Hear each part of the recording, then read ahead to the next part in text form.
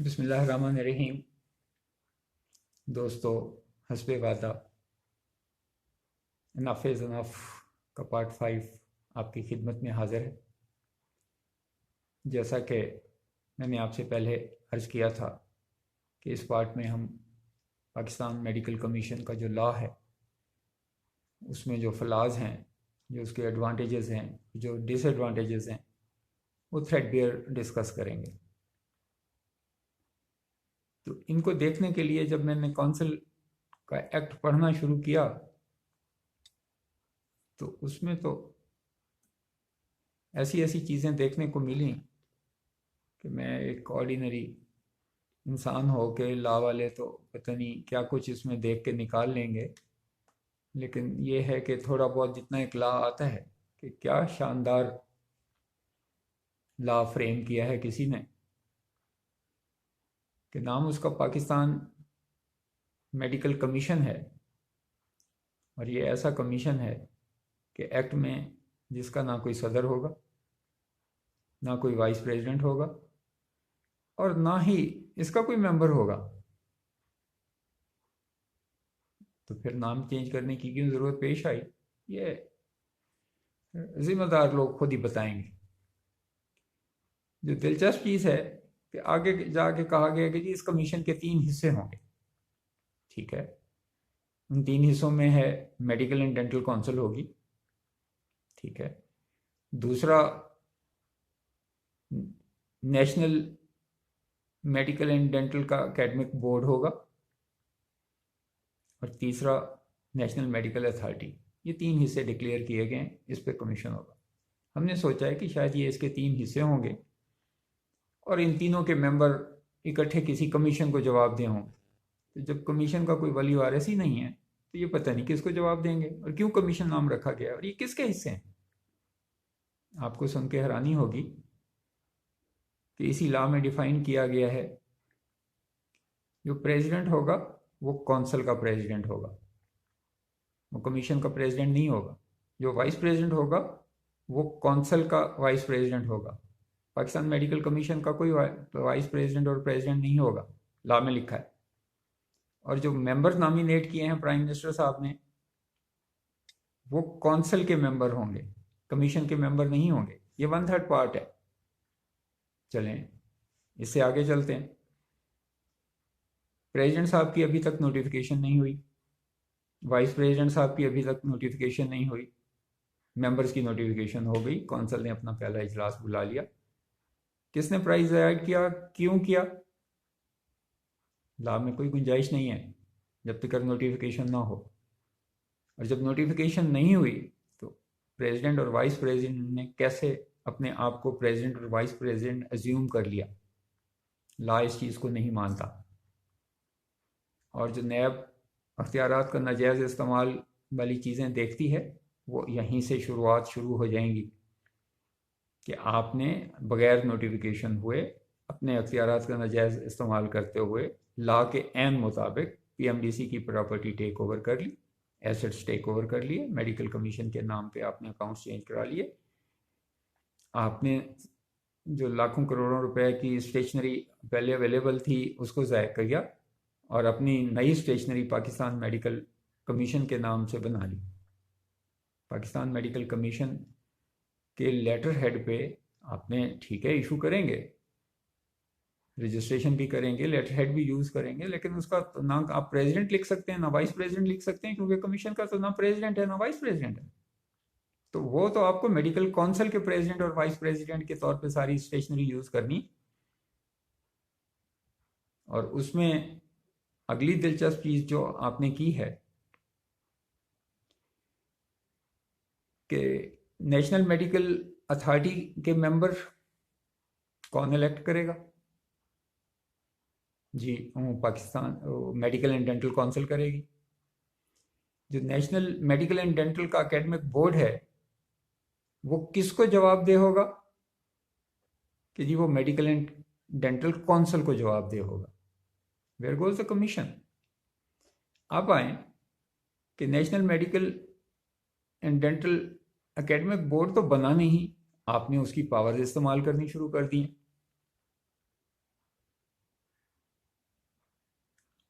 आपने करिकुलम दे दिया MD cat का, कौन सी पावर्स हैं आपके पास? आपने एक लेटर लिख दिया है 13 अक्टूबर को ministry of national health services regulation के सेक्रेटरी को कि जी जो स्टैंडर्ड एंड एक्रेडिशन है टीचर्स की,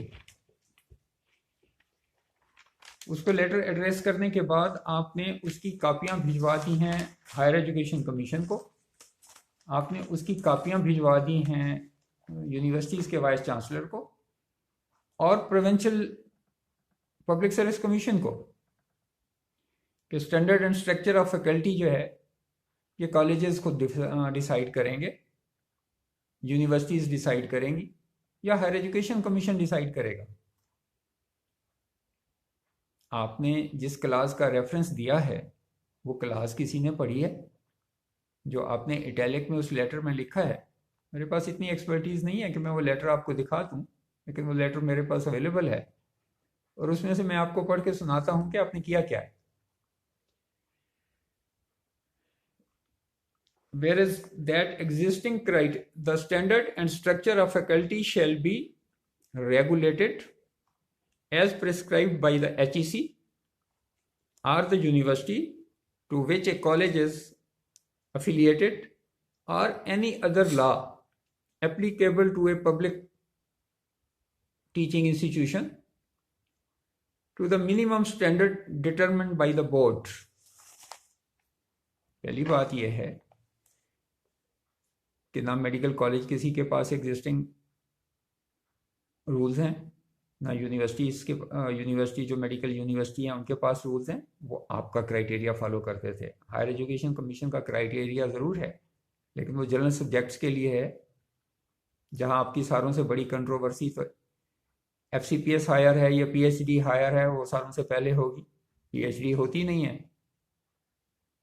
क्लिनिकल सब्जेक्ट्स में, तो FCPS को आपने हायर क्वालिफिकेशन ना मांगा तो पहला तो हायर एजुकेशन कमीशन के साथ ये प्रॉब्लम आनी शुरू हो जाएंगी।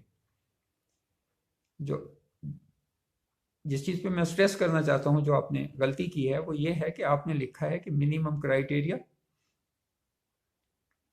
जो बोर्ड डिसाइड करेगा, डिटरमिन करेगा। वो भाई बोर्ड तो नोटिफाई नहीं हुआ, बोर्ड की अप्रूवल तो कल प्राइम मिनिस्टर ने कैबिनेट से अप्रूव कराई है, अभी ना उनकी नोटिफिकेशन हुई है, ना बोर्ड का इजलास हुआ है, ना बोर्ड ने मिनिमम क्राइटेरिया डेवलप किया है। आपने खत कैसे लिख दिया? जल्दी क्या है? किसको राजी करना चाहते हैं? कौन से लोग आप प्रोफेसर बनवाना चाहते हैं या किन लोगों को आप सुपरसीड करवाना चाहते हैं, लोगों की परेशानियों में इजाफा करना चाहते हैं? सारा teaching staff, principal private medical college का जिसको मर्जी चाहेगा वो कहेंगे ये मेरा क्राइटेरिया है।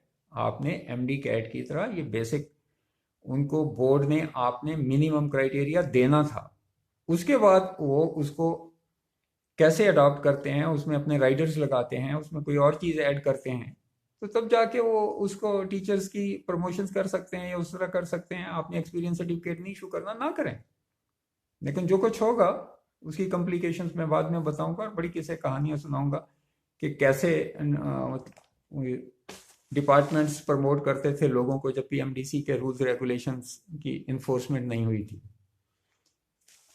उसके बाद वापस चलते हैं कि जब हम बात कर रहे थे कि जी इस्लाह के फलाज में, तो सेक्शन कट पेस्ट की निशानियां बताते हुए इसी एक्ट के सेक्शन 6 के पार्ट 4 में लिखा हुआ है कि जब कोई वैकेंसी फॉल होगी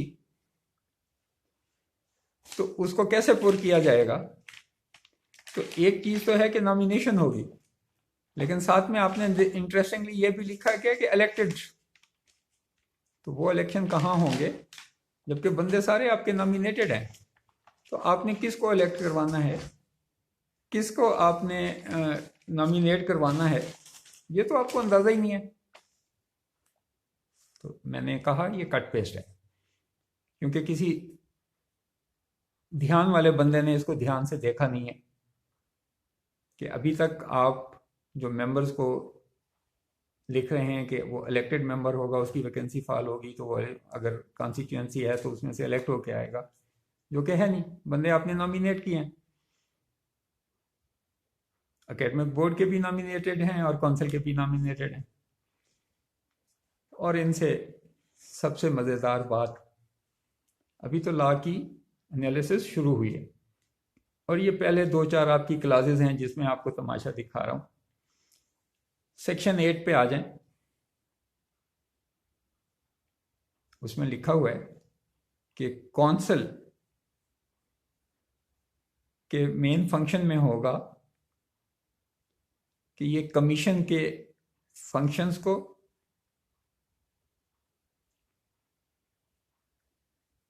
और उसकी वर्किंग को सुपरवाइज करेगी।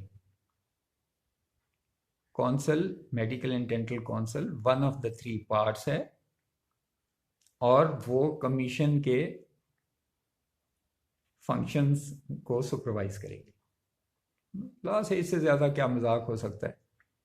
तो मैं ये छोटी छोटी चीज़ें थी, छोटी सी वीडियो इसलिए बनाई है कि मेरा ख्याल था कि आधे घंटे की वीडियो में ये सारी चीज़ें कवर हो जाएंगी लॉ को, लेकिन जब लॉ को पढ़ना शुरू हुआ तो इतनी परेशानियां देखी तो मुझे तो ये लगता है कि कोई अच्छा लायर जब ये सारी चीज़ें लेके किसी कोर्ट ऑफ लॉ में जाएगा कि जी ये देखें कि इन्होंने लॉ मेकर्स हैं और जिन लोगों ने ये ड्राफ्ट किया है, मेरा तो ज़ाती ख्याल है कि ये आपने लॉ के किसी लॉ ऑफिसर से ड्राफ्ट ही नहीं करवाया, या किसी प्राइवेट मेडिकल कॉलेज ने ड्राफ्ट करके दिया है और उसने अपनी मतलब की चीज़ें देख ली कि वो इनकॉर्पोरेट हो गई हैं, बाकी किसी उसने लॉ को पढ़ने की तकलीफ नहीं की।